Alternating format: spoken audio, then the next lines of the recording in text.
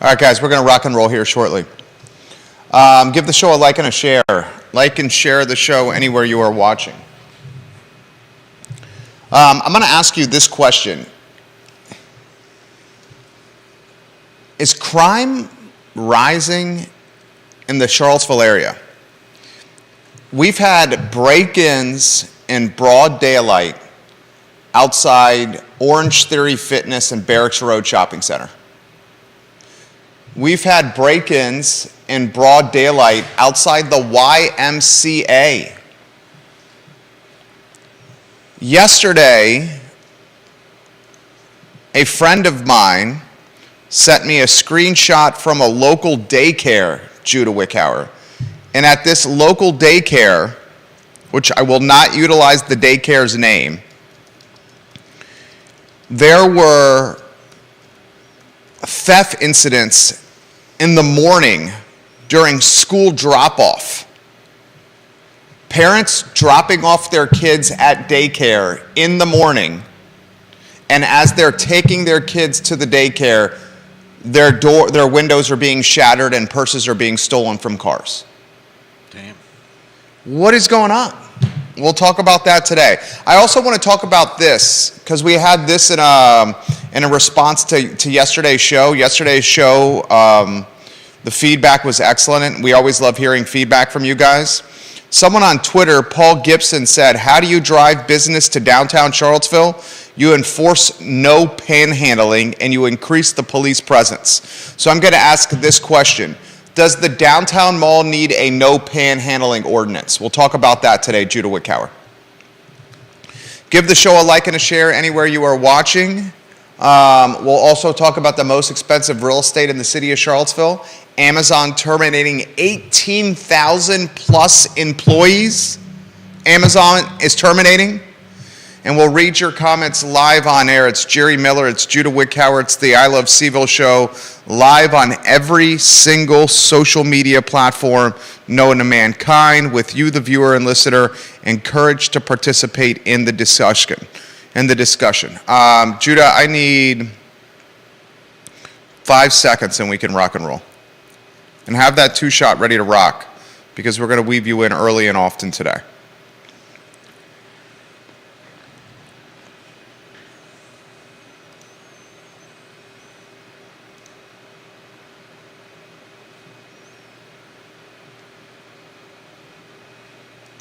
Guys, welcome to the I Love Seville show. My name is Jerry Miller. Thank you kindly for joining us. A pleasure to connect with you guys on a Thursday afternoon. Our studio in downtown Charlottesville. Our audience, every social media platform known to mankind. Today we are presented by the fine folks at the Clifton in Keswick. The Clifton in Keswick, a memorable setting for date night, for special dinner occasions, for happy hour, for weddings, events, and corporate retreats. The Clifton in Keswick, about 12 minutes from the downtown mall, just a special place. A lot I want to cover on today's show. I want to talk about, in very straightforward fashion, how do you improve the quality of life in downtown Charlottesville, a quality of life that has many stakeholders, including yours truly concerned. Because we're seeing the quality of life deteriorating, and as we talked about on yesterday's show, we're seeing customer engagement dropping. On yesterday's program, we asked this question: how do you manage the houseless population in downtown Charlottesville in a fair and equitable way? A fair and equitable way that prioritizes folks that do not have places to live and the services they need from nonprofits and organizations like The Haven that are located downtown that are doing fantastic things. How do you prioritize the houseless population and doing right by them while also prioritizing small business owners on the downtown mall and the customers that choose to patronize these small businesses? I want to continue that conversation because the feedback we received yesterday was significant. A lot of the feedback was focused and centered around this specific idea. that there should be a zero tolerance for panhandling on the downtown mall. I'm going to ask the question, and we'll weave Judah Wickower into the mix, our esteemed director. Should there be a no panhandling law on the downtown mall where if you are caught panhandling on the 8 blocks that are the heartbeat of Charlottesville, you will be issued a citation on first offense by the Charlottesville Police Department, and then every offense after that, you can be charged with trespassing? That's a question we're going to talk about today on the I Love CVille show. I'm also going to ask this question to you. Is crime rising and increasing around our fair city? Look, we understand gun violence has been an issue in 2022, and we understand gun violence gets a lot of the headlines. But ladies and gentlemen, we're experiencing very brazen break-in attempts in and around our city.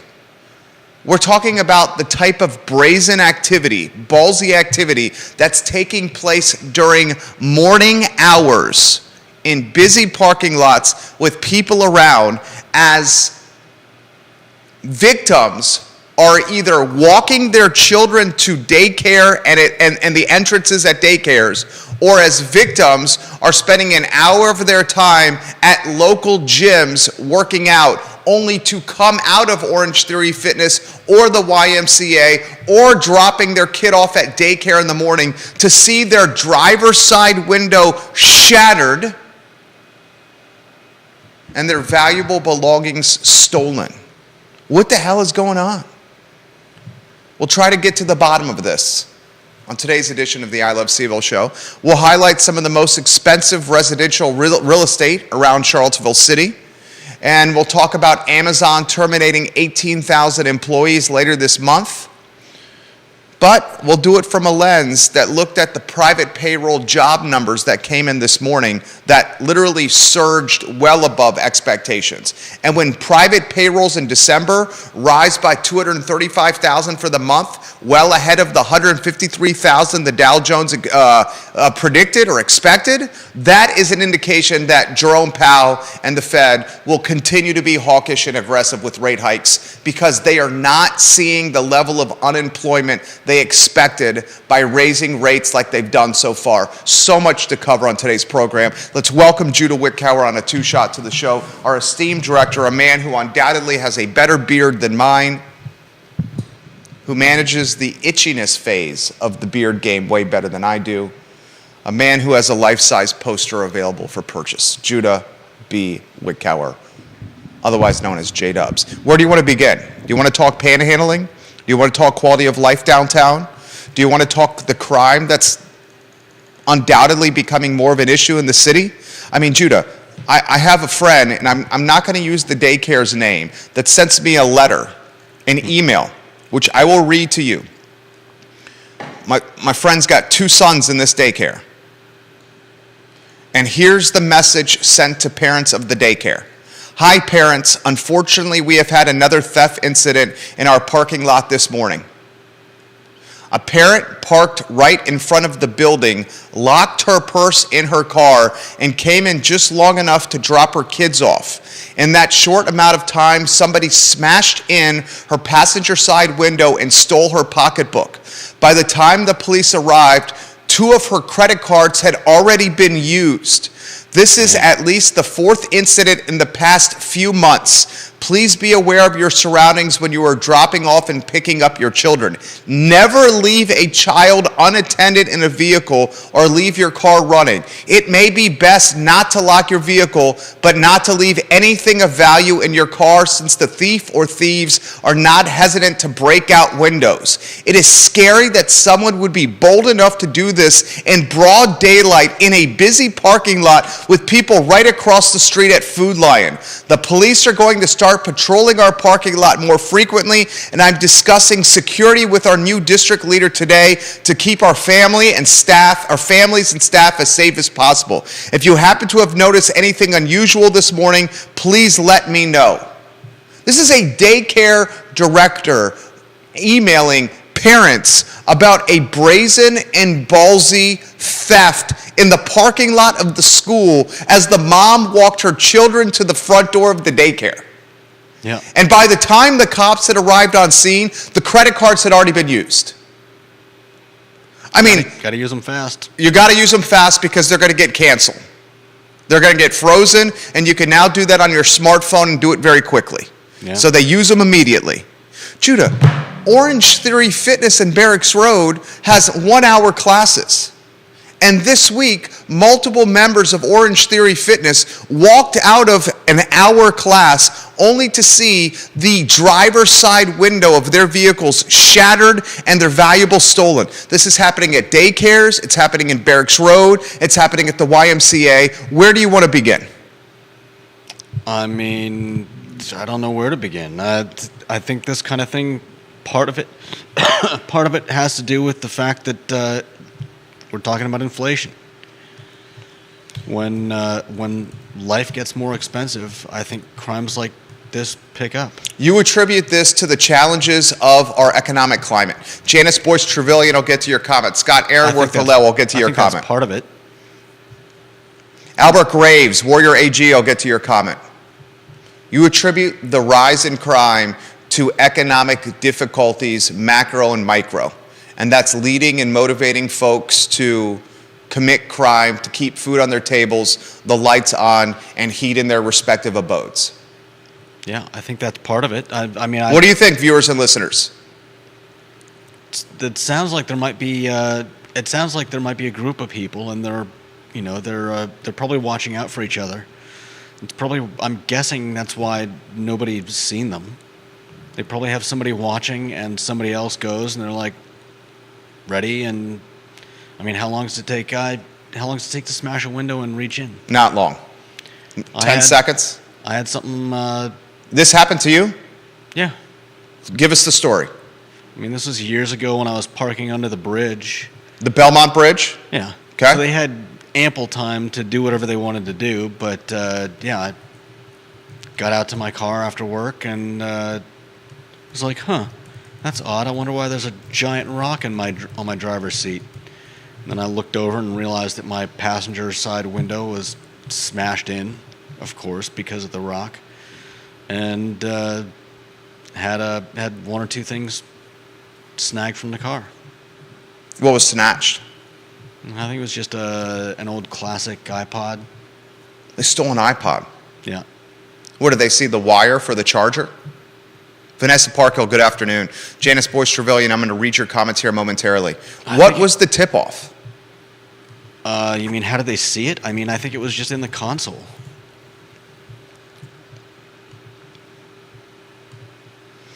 So somebody came along, grabbed a rock, tossed it through the window. I'm sure they probably ran. They didn't have to. Probably happened hours before I got back to my car. Look, here's what I think is happening. I think Jude is onto it. We openly know in Charlottesville City that the Charlottesville Police Department is so understaffed right now that it cannot respond to crime. I don't even think it's about responding, because what would they have done? Nothing. You can't respond to somebody smashing in your car window. Here's my point, though. The issue is they don't have enough people patrolling. That's my point. The Charlottesville Police Department is roughly 30% understaffed. Yeah. It's so understaffed that it's issuing press releases to the media saying, we're not going to respond to crime. Instead, you're going to file a police report online. Yeah. When the Charlottesville Police Department, or any police department, NYPD, Atlanta Police Department, Asheville Police Department, James City County Police Department, Albemarle County Police Department, Williamsburg Police Department, when any police department says that certain crimes we cannot respond to, you will file a police report online, that word and that messaging are going to get out. And they're going to inspire or invigorate or infuse confidence into the common criminal. To Judah's point, the patrols, the shoe leather on the street is not happening at the frequency or volume that it once did. because of how short-staffed they are. To Judah's point, Charlottesville is becoming extremely expensive, and we talked yesterday how Custom Ink is eliminating 206 jobs from the local ecosystem, for example, jobs that were otherwise well-paying jobs for a blue-collar employee that does not have a science, technology, engineering, math, finance background. So we often utilize this phrase. It's a death by 1,000 cuts. And this death by 1,000 cuts is inspiring or invigorating or fortifying crime in the area. I also think that we are having a level of gang involvement that the Charlottesville area has not seen before. Yeah. You have all these elements colliding at the exact same time. Gangs in the area more, people struggling to pay their bills, a third of the police department is not staffed, literally. And I wonder how many of those are connected. How so? What do you mean? Well, if people are making less money, people in certain areas of the city, maybe they go looking for a way to make ends meet, and they find this burgeoning gang, and it seems like it's working. I mean, if they're getting people's credit cards, who knows how much they've charged? Who knows how much cash they've gotten from wallets and purses? And heck, we had the Stonefield swarming incident where a group of people at the same time are swarming stores and stealing, like we see on TikTok and those viral social media videos. That hit Stonefield a couple weeks ago. Yeah. Let's go to comments coming in. I want your take on, if we're talking quality of life in the city of Charlottesville, does there need to be a no panhandling ordinance? First, Janice Boyce Trevelyan says not only does downtown need a no panhandling law, they need to get them off the street corners as well, the panhandlers. She says, Janice Boyce Trevelyan, that she has experienced really aggressive people panhandling downtown. It's intimidating, especially when you have children with you. And Janice Boyce Trevelyan also says this: I had my Jeep stolen years ago from a medical building parking lot in Maryland. It was found in about 24 hours. The steering wheel was stripped and my radio was stolen. I never leave anything in my car. I still have that Jeep. I leave all the doors completely unlocked. Smart. The police are legitimately instructing folks to leave vehicles unlocked now. Leave nothing of value in your car, but leave your vehicle unlocked. The crazy thing is, it's like the advice they give people going to Yellowstone Park. What do you mean? Well, the Bears got smart enough that some of the airtight cars, people would roll up the windows and lock the doors. The Bears somehow figured out that an airtight car is pretty easy to open. You just get on top and jump, and the pressure will pop the doors open. So they told people to leave their windows slightly slightly rolled down and the doors unlocked, so that the bears couldn't pop your doors open. Wouldn't that be crazy if it was a bunch of grizzly bears or Smokey the Bear? What's the most famous bear of them all? Winnie the Pooh? What is the most famous bear of them all? Yeah. Is it Winnie the Pooh Smokey, or Smokey the Bear? Who's more famous, Winnie the Pooh or Smokey the Bear? I'm the wrong person to ask. I'd say it's Winnie, right? But now we're coming around full circle, and the police are saying, leave your doors unlocked. If a bunch of bears break it into Barracks Road? Unfortunately, that's not what's happening. Albert Graves, Warrior AG, says, the citizens of Charlottesville must also help to end the panhandling. One way is to stop handing out money out your window to the homeless and transient citizens who hear through the grapevine how wealthy and easy it is to get handouts in Charlottesville. I witnessed a lady at the corner of Hydraulic and 250 pocket 5 $20 bills at one stoplight. We cannot be angry about downtown if we continue to support and give the money out the windows everywhere else in the city and county. He also says, defund the police movement and the cashless bail have prompted huge jumps in crimes in most cities, especially larger cities, and Charlottesville is feeling the trickle-down effect that most metropolitan cities are feeling right now. Warrior AG, you continue to make this program better. Keep the comments coming, my friend. Paddington Bear, Janice Boyce Trevelyan is voting for. Erin King, who is one of Western Albemarle High School's finest alumni and the queen of Scottsville. I love Erin King. She says, Winnie is worldwide, Smokey is a domestic bear. Erin King, That's fair. you are A-plus people, Erin King. I genuinely am a huge fan. I think you already know this of you. I'm responding to your comment. A++ comment. So how about Paddington Bear versus Winnie the Pooh, Erin King? Well, based on that argument, I would say Paddington is more British than worldwide. I'd say the most worldwide bear is Winnie the Pooh. The bear with the best brand awareness or brand recognition is Winnie the Pooh. Except China. Well, I mean, what about, does a gummy bear count as a bear? No. No? You're saying, Jerry, that's just a piece of candy. So the gummy bear is not a specific bear. That's what you're saying. Sure. Lisa Costello, we'll get to your comments. All right, do we do the no panhandling ordinance? Should voters and citizens and taxpayers of Charlottesville, Virginia, and should voters and citizens and taxpayers of Albemarle County, because the panhandling is primarily happening in Charlottesville City and in Albemarle County, and it's happening in two very different ways.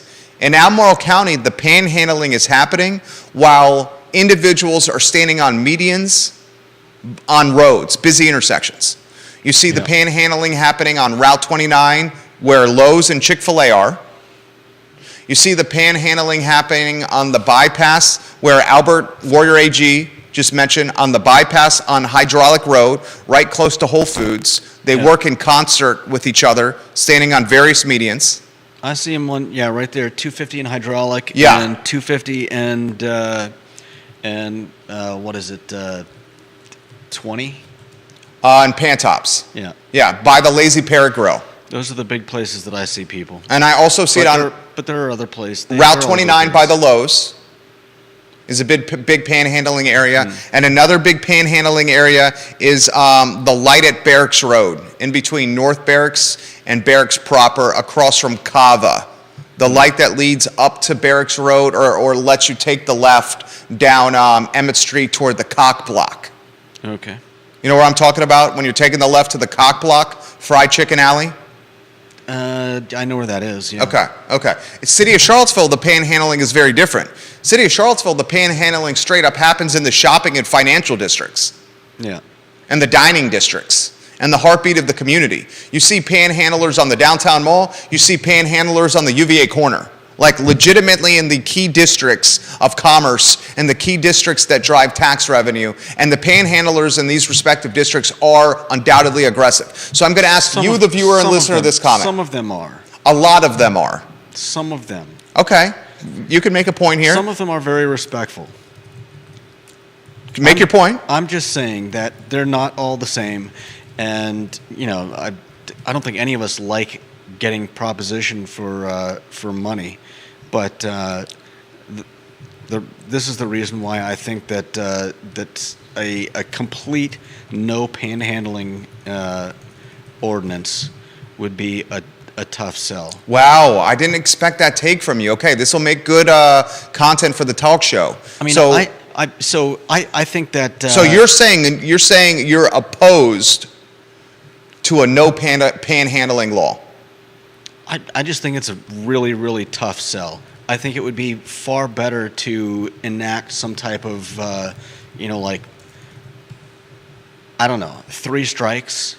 If somebody's getting aggressive, then something needs to be done about it. But just, I don't know. I think telling someone they can't ask for money it starts to get a little bit, overly restrictive? I mean, is that really something that we should be legislating? I'm asking the question. What do you think, viewers and listeners? I'm asking the question. I mean, right now, whatever the mythology that's in place or the process that's in place is not working. I don't think they have one. They don't have one. Happy New Year's to you as well, King of Waynesboro, Kevin Yancey. Welcome to the broadcast, my friend. Kevin Yancey, what do you think? Lisa Costello, what do you think? Scott Aaronworth, what do you think? Aaron King, what do you think? Janice Boyce Trevelyan, what do you think? Sally Sherling, what do you think? And Albert Graves says, hey, hey, hey. Don't forget Yogi the bear as well. Hey, boo-boo. Yeah. He says, hey, boo-boo. Yogi the bear has got to be, he says that's the most famous bear of them all. All right, here's my take on this. Here's my take on this. There's varying degrees of panhandling, as you've already identified.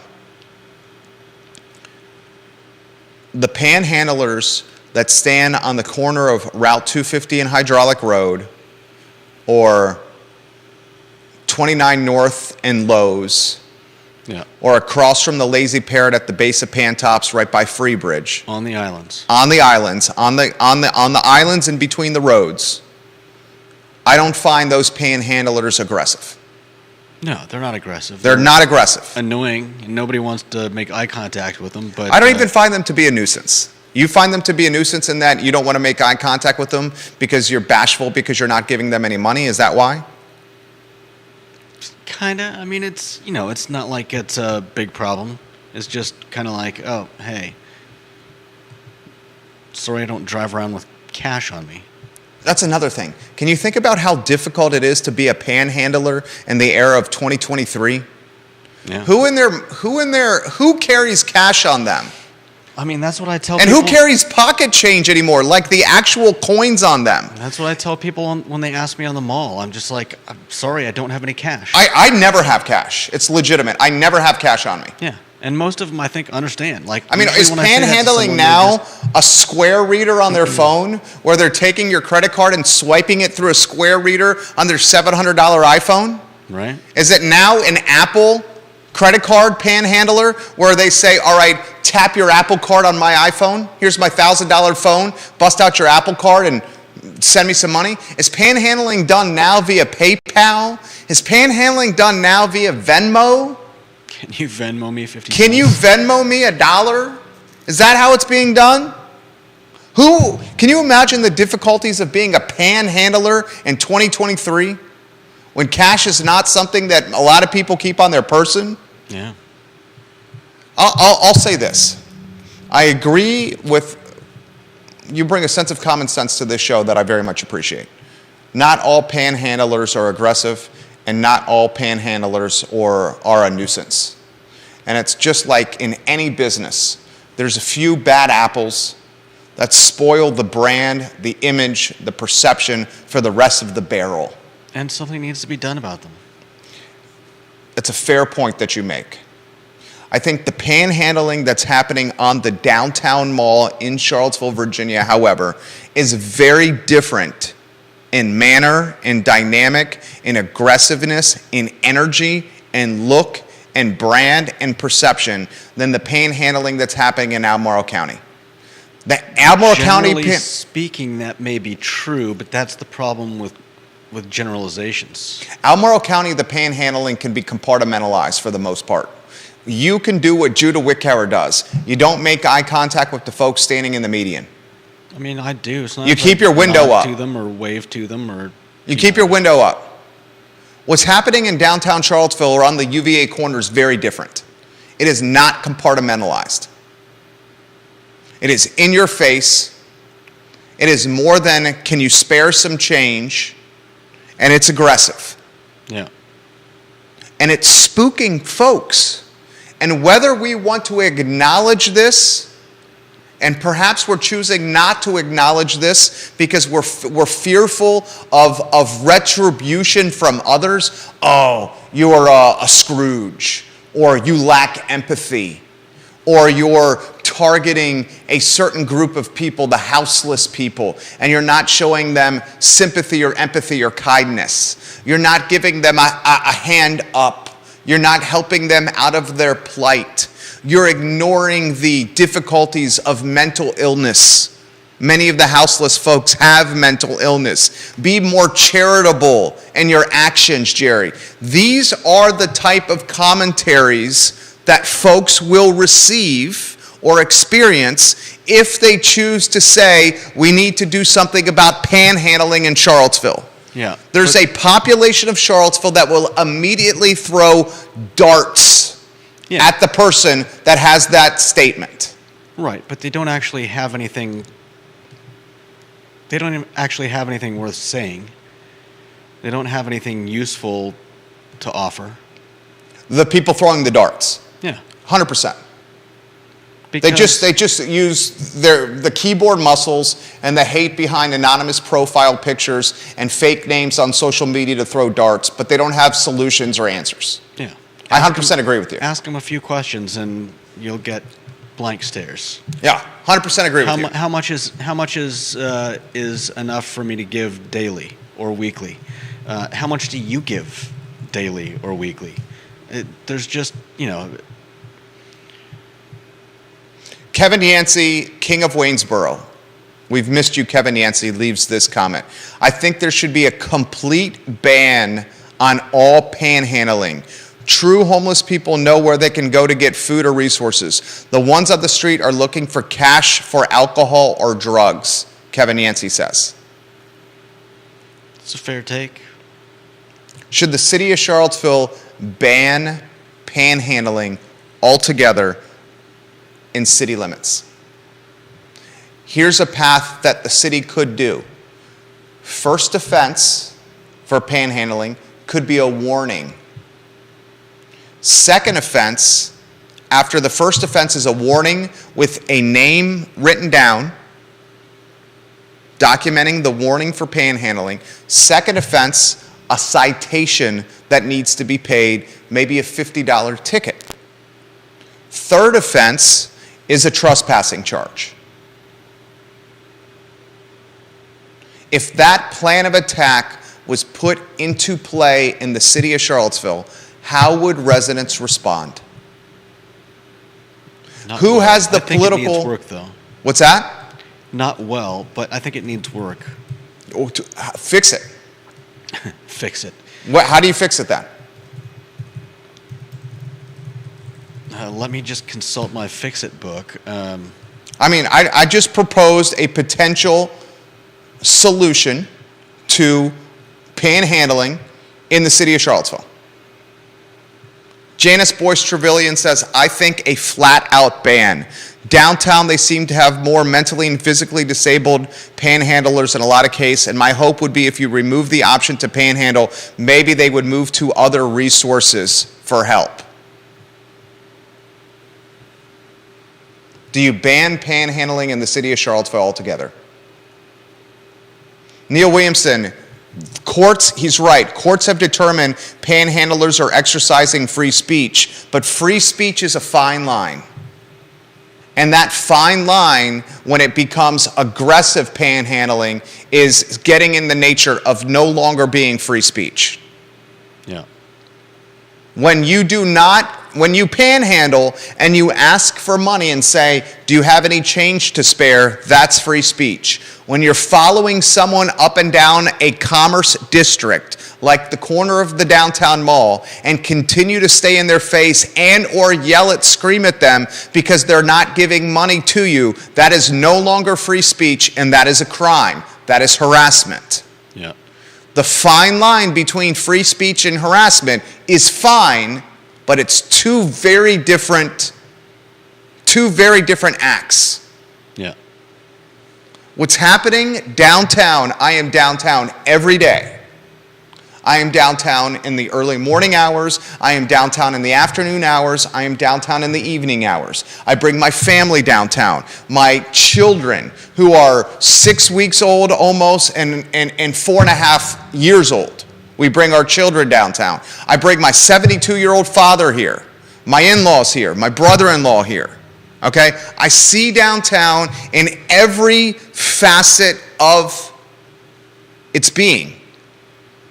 And as the day progresses from morning to afternoon to evening tonight, the panhandling goes from free speech to harassment to worse. You've seen it. I've seen panhandlers. I have never noticed a progression based on time of day, but that's just due to lack of enough cases to really take a look at things. So, I got this question for you.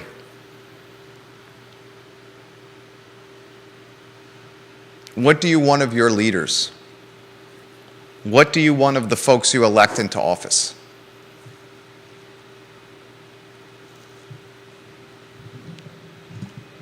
What do you want of your city manager, of your newly minted police chief, of your soon-to-be hired city attorney? I think most people want to know that they're doing something, whether it's...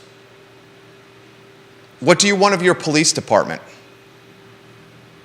What do you want of the fifth person that's about to be appointed for an interim 11-month period on Charlottesville City Council? They're taking applications. They are, currently. Do you want to see a more aggressive stance on aggressive panhandling that is now no longer categorized or protected by free speech, in my opinion, and is instead harassment? Asking someone for money, and then when that person says, no, I don't have any, if that conversation continues, that is harassment. If you respectfully decline and say, I don't have any money for you today, and if that individual who's asking for money persists to interact with you, follow you down the street, scream at you, or get in your face, that is against the law. What do you want of your elected officials when handling a problem that is undoubtedly bubbling?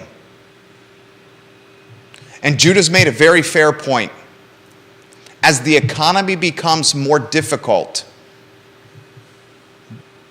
break-ins, larceny, robberies, aggressive panhandling, they will become more prevalent because the opportunity to earn income. Hell, Amazon's laying off 18,000 people.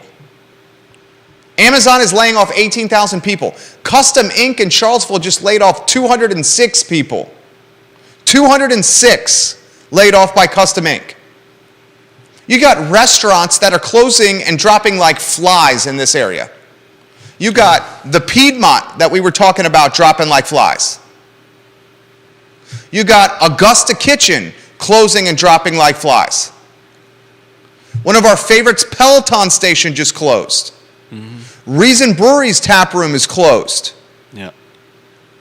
They're dropping like flies. And it will get worse before it gets better. Sadly. You agree? Most likely. What do you want of Lloyd Snook, Judah?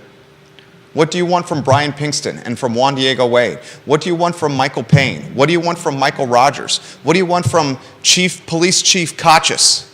What do you want from the city attorney they're looking to hire? What do you want from the fifth person that's coming on the dais? What do you want from them when it comes to quality of life in Charlottesville and Albemarle County, preventing break-ins from happening, preventing aggressive panhandling from happening, and to solve what is undoubtedly increasing crime in this area, whether gang-related or whether economic-driven crime-related activity? What do you want from the leaders? What I want is to know that they are coming up with a plan, if they haven't already, and followed closely by the fact of them implementing that plan, which means that something is being done. Jen Finazzo watching the program. When Jen Finazzo leaves a comment, I read it out loud and I listen to learn. Jen Finazzo is a fantastic entrepreneur. Her family, the visionaries behind Sal's Cafe Italia, and undoubtedly her family, stakeholders in the downtown Charlottesville scene, helping create and shape the downtown Charlottesville scene, this family. She says, Jerry, this issue has resurfaced multiple times over the years. We are lucky to live in a city with multiple outreach programs set in place for the homeless population. I think the bigger issue is general vagrancy and violence. A police presence and new implementation of a better ambassador program would help tremendously. Strong comment by Jen Finazzo right there. We undoubtedly would love to see more shoe leather from police on the key beats. And the key beats are the Downtown Mall, the UVA Corner, Midtown, and West Main.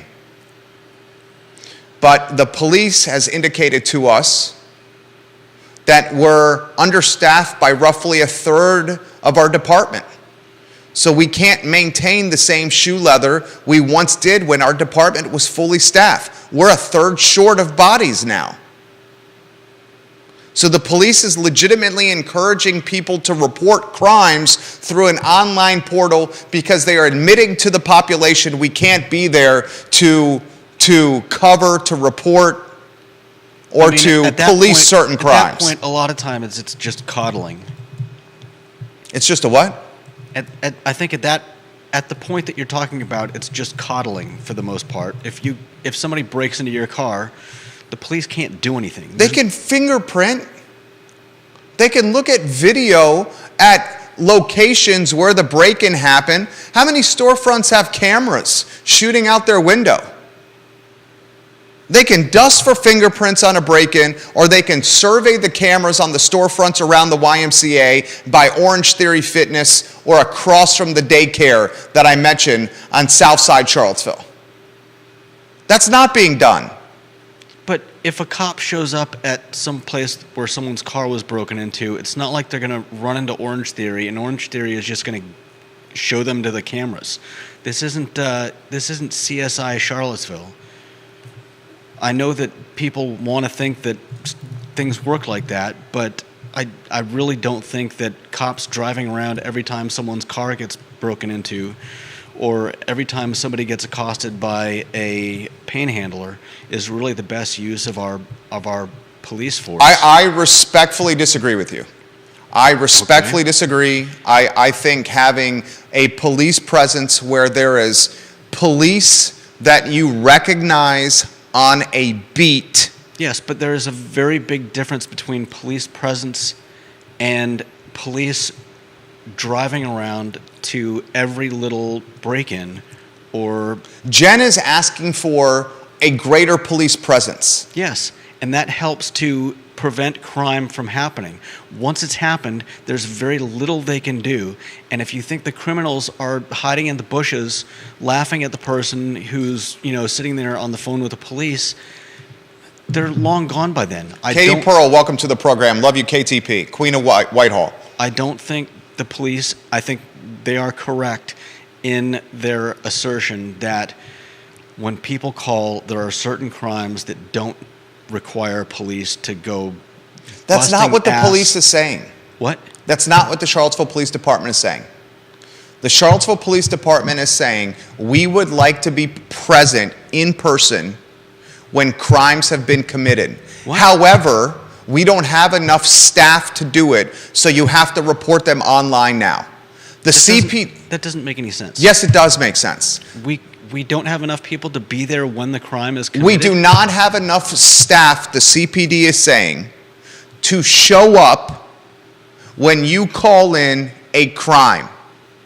Yeah, so some crimes have to be reported online because we don't have enough staff. However, they are saying they still would like to be there in person if we can fill our staffing numbers.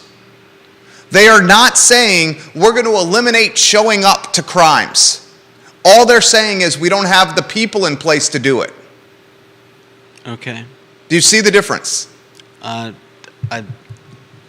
feel like you're splitting hairs and not really saying anything. Okay, I'll try a different approach. The Charlottesville Police Department is 1/3 understaffed. I know that. Because it does not have enough bodies in the department, it cannot show up in person when people report crimes that have been committed. Not for all of them, because some of them are unnecessary. The police department is not marginalizing that activity and would like to be there in person for the crimes that were committed. Okay. Do you see the point? Yeah, I still don't think it's a valid point. Well, then you're going against what professionals are saying they should be doing. You're a talk show host and are basically saying you know more than trained police professionals. No, I've never said that. You just did.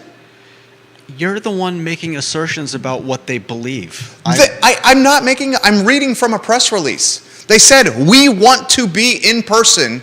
Well, of course they're going to say that. But We that want to doesn't- be in person for the crimes that are committed, but we cannot be because we don't have enough labor. That's Okay. what they're saying. All right. They're not saying we don't want to be there. I never really said that's what they were saying. Well, I mean, what the point that you made was the police realize that there's certain crimes that they don't need to come out for. That's what you Yes. said. And it's like triage. They basically got a list of crimes where they're like, look, there's not really any reason for us to come out for this, and we don't have the people to do it anyways. They never said there's no reason for us not to come out. Never once was that said. Okay. Well, What wasn't then said, what was carry said on. instead was we don't have the labor to come out. I know. It was never, we never want to. Okay, you're very passionate about this. I am so passionate I'm gonna about this leave it because I alone. stand by the blue. And what the blue is saying, stand by them as what the well. blue is saying is we're a third understaffed, so we can't show up in person for crimes that have been committed despite us wanting to be there. And if you want this to change, you need to figure out a way to fill our staff. That's what they're saying. And I empathize with them. And I think we're both in agreement here. I don't want to go too deep down this rabbit hole because we have other topics we got to cover. goodness. I think we're both in agreement here that we want to see more cops on the beat. Yeah, definitely. Are we not? We're not going to get more cops on the beat unless we fill the police force with people. I know. We're in agreement there, right? Yeah, it's a non sequitur. I Okay. mean, it's obvious. Okay, thank you. I just want to clarify that.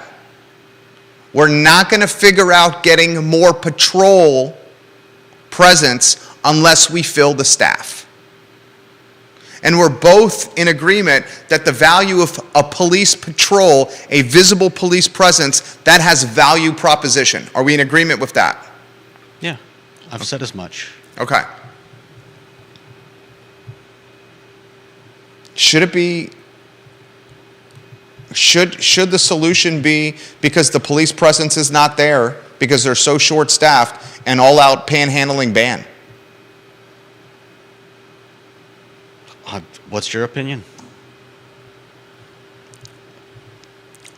I think whoever leads that charge is going to have tremendously thick skin and a lot of political capital. And I think doing it at a place like the downtown mall is going to be challenging because by the letter of the law, the downtown mall is a public park. There's a reason there's no panhandling in Stonefield, the shops of Stonefield, and in Barracks Road Shopping Center, because they're privately owned. And Federal Realty, who owns Barracks Road Shopping Center, and the private equity group that's outside of New York that owns the shops of Stonefield, if they ever had a panhandling problem, they would hire private security and they would kick the panhandlers out of Barracks Road Shopping Center and the shops of Stonefield. That would happen, and it would happen in a heartbeat. The panhandling that's happening on the downtown mall and on the UVA corner are happening in a public park and in public spaces. So it's a very difficult needle to thread. But the police and our local elected officials must understand the difference between freedom of speech, which is asking someone for money, and what's happening today where some panhandlers are following moms, women, the elderly, individual people down the length of the mall, catcalling, hurling insults, or aggressively getting in their face after they respectfully decline to offer money to them. That's not freedom of speech. At best, that's harassment. At worst, that is an altercation. And if it continues, you're going to get the collateral damage of what we're starting to see downtown. And what we're starting to see downtown is less people coming, Yep. businesses not keeping consistent hours. I think I saw this on one of the message boards. Miller's, the bar, was open 7 days a week Yeah. from 12 noon to 2 a.m.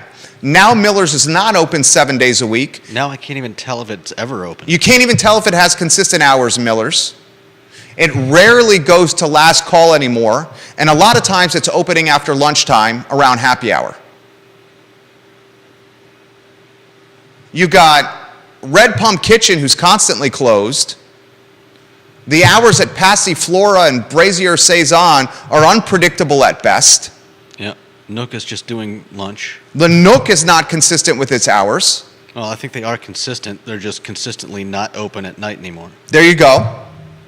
And as businesses trim back hours, and as businesses trim back availability for customers to patronize them, people stop coming.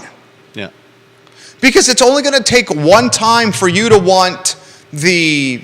What happened with you at the Nook? You told the story yesterday, which I thought was strong.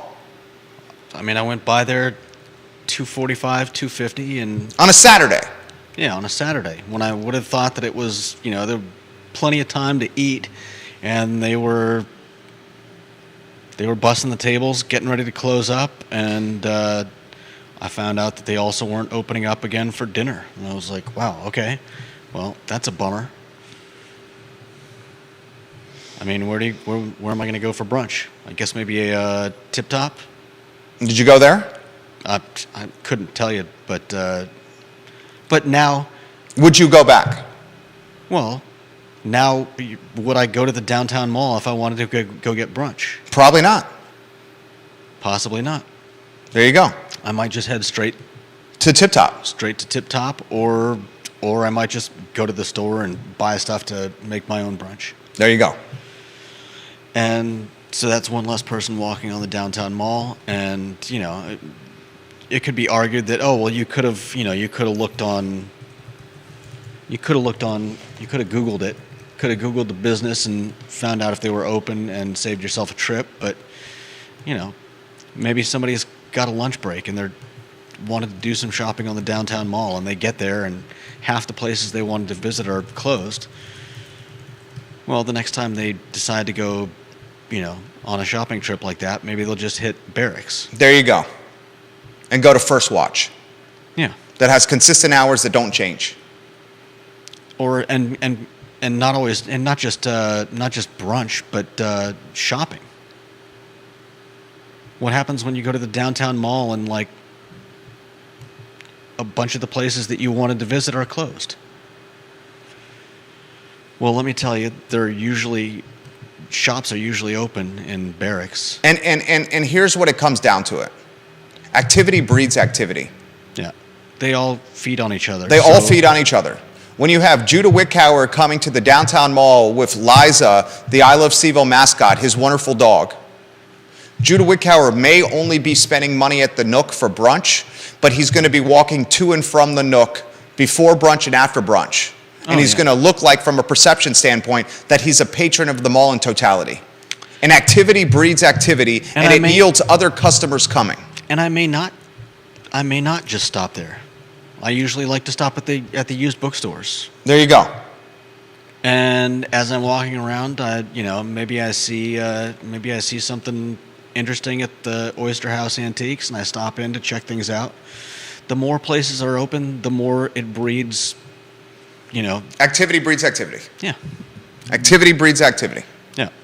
What is it going to take for people to realize that are decision makers and shot callers and elected officials that activity is dropping downtown? What's it going to take? Kevin Yancey says this. This is exactly how the downtown mall started. People stopped coming.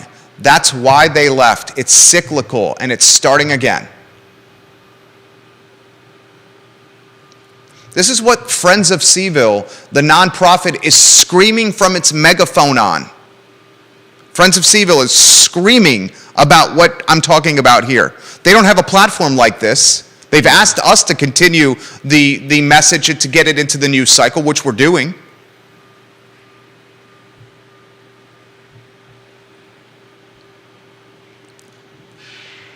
And the competition for downtown, the competition is not just Barracks Road Shopping Center anymore. The competition is not the shops of Stonefield anymore. The competition is not Dairy Market for Downtown Mall anymore. The competition is not Fifth Street Station. All those, sure, potentially pull resources away from downtown. But you know what the competition is now? The competition is the Federal Reserve increasing rates, which is making credit card bills more expensive. The competition is groceries and gas costing so much money, people don't have the disposable income to spend at local merchants anymore. The competition is people losing their jobs at Custom Ink, 206 of them to be exact. And when 206 people are let go in Charlottesville City, that's going to impact a lot of people, not just the 206 people, but the supply chain that is on, that those 206 people spend their money with. Yeah. The competition in 2023 is not Dairy Market, Barracks Road Shops at Stonefield and Fifth Street Station. The competition is Jerome Powell. It's cost of goods. It's labor shortage. It's labor wanting more money. It's gasoline. And it's floating credit card debt. That's the competition. That's the competition in 2023. And to not understand the headwinds that are in front of the small business owner is out of touch, and to not do something about aggressiveness that's on the downtown mall that is making my wife and her friend group, my wife is 35 years old, her friend group feels unsafe about coming downtown at night. We're talking 75 to 125, 35 to 40-year-old females. This is the definition of the demo that goes downtown. And a lot of other people feel that way too. That's my point. And you know what? This is one of the things that I've learned working with a lot of businesses over the last 15 years that are in food and beverage and hospitality and live events and music. You know the primary demographic that you want coming to your live events, your food and beverage places, and your hospitality events? You know what the demographic is? Women. Because when you get the women coming to your events, what happens? They bring their men. The men come. And when the women feel unsafe about going to your live events, or your hospitality, or your food and beverage, and they stop coming, guess who also stops coming? Everyone else. Dudes. And when the dudes stop coming and the women feel unsafe about going, who's left to come? No one. Exactly.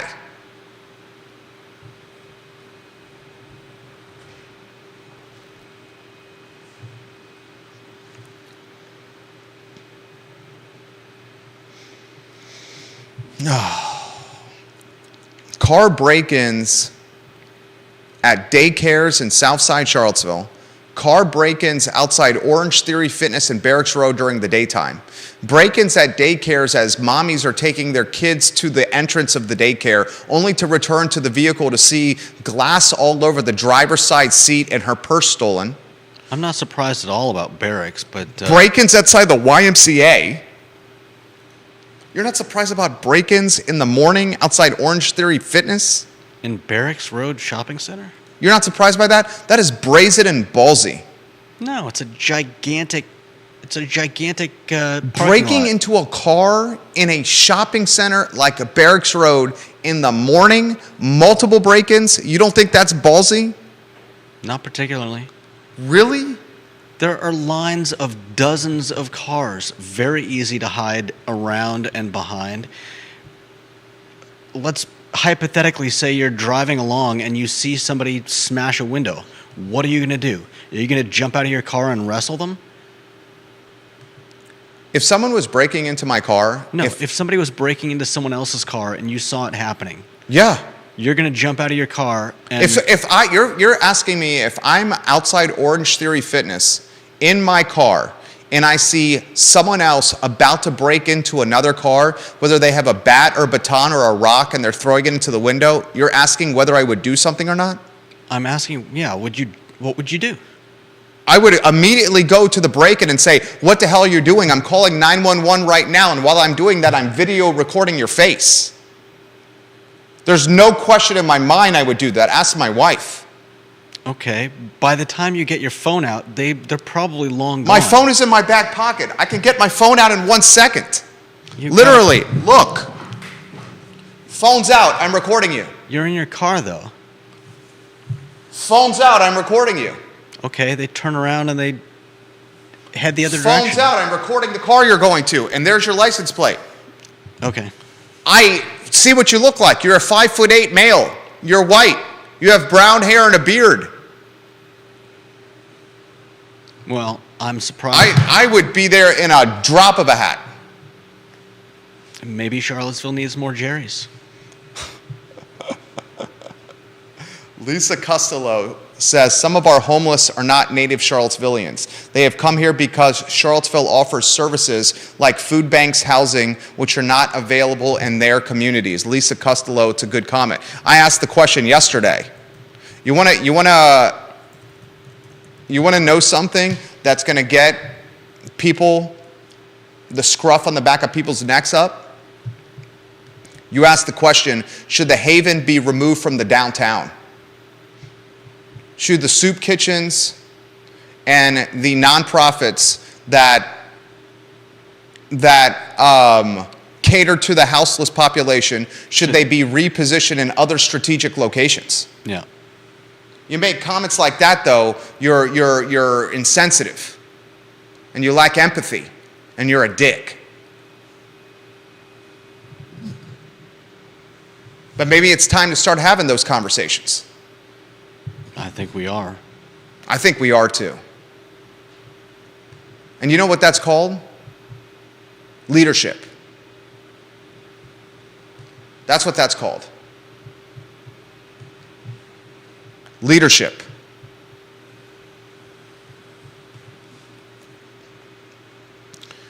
All right, we have a 1:45, which is in 9 minutes. 1:45 in-person meeting. I got a couple of other topics I want to get to quickly. I will save the most expensive real estate in the city of Charlottesville topic till tomorrow. We'll highlight the areas tomorrow, the pockets of the city that have the most expensive residential real estate in the city. We'll highlight Tony areas like Rugby Road and Tony areas like the neighborhood off Barracks Road, in between Preston Avenue and Barracks Road Shopping Center as you go down the hill, where Anderson Seafood used to be on your left, where the CVS is now on your left. That neighborhood back there is very expensive and very Tony. We'll highlight North Downtown and the C&O row houses between Beer Run and the downtown mall. We'll highlight certain pockets of Belmont. We'll save it for tomorrow so we can take a deep dive. I want to talk employment quickly. The headline that you're reading today is Amazon laying 18,000 people off. That is a boatload of people. In fact, much of big technology is laying people off. Microsoft, Meta, Snap, Amazon, Salesforce. Salesforce is reducing its headcount by 10%. Big tech is getting lambasted with layoffs. That'll be the headline that you see in mainstream media. The headline that you should really be focused on is the private payroll growth that surged in December. ADP reports this. Private payrolls in December rose by 235,000 for the month, well ahead of the 153,000 jobs expected by the Dow Jones. The big data surprise comes despite the Federal Reserve's attempts to slow down a sizzling job market. Jerome Powell wants people to get canned, pink-slipped, and laid off. But you know what? It's not happening at the clip that he wants. And the collateral damage of that is Jerome Powell and the Federal Reserve continuing to be hawkish with their rate hikes and their languages when interacting with the media. Yeah. More rate hikes and more hawkish language from Jay Powell means more expensive credit card bills for Judah, Jerry, and you, the viewer and listener. And it means less money for Main Street, Charlottesville. It is a big deal when private payrolls surge like they did this morning. A big deal.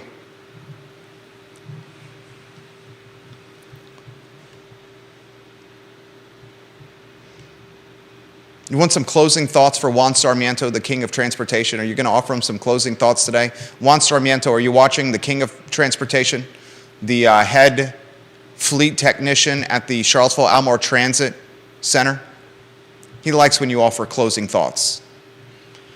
Closing thoughts. I mean, I would like to see that City Council is doing something, at least trying to do something. I would also like if we had a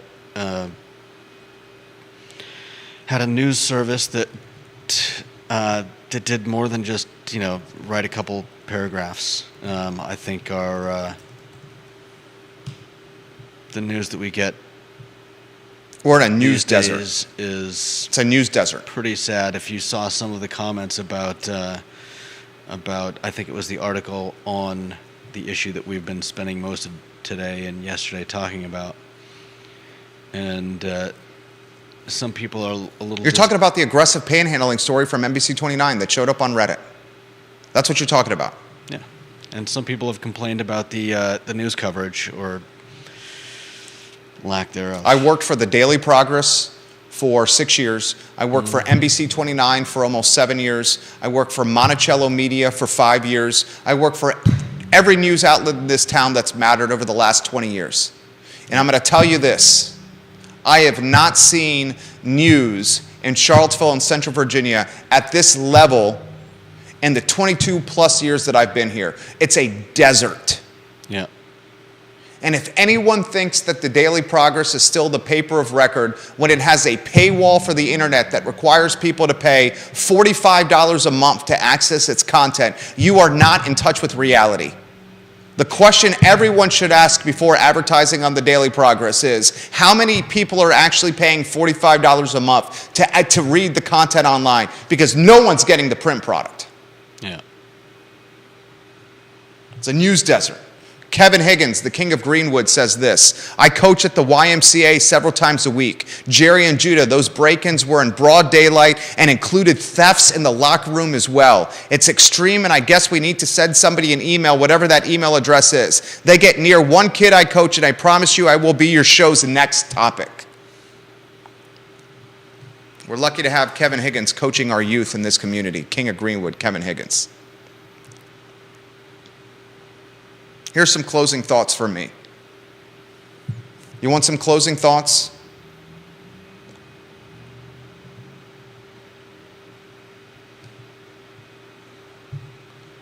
Hold the people you elect into office accountable.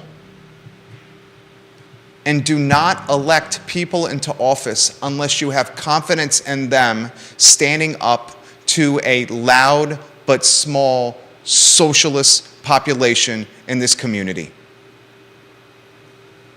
So much of our elected officials in and around Charlottesville and Albemarle County, what's the word? Cat-tailing? What's the word? Catfishing? No. So many of our elected officials are just basically at the mercy of a small and loud and organized socialist population.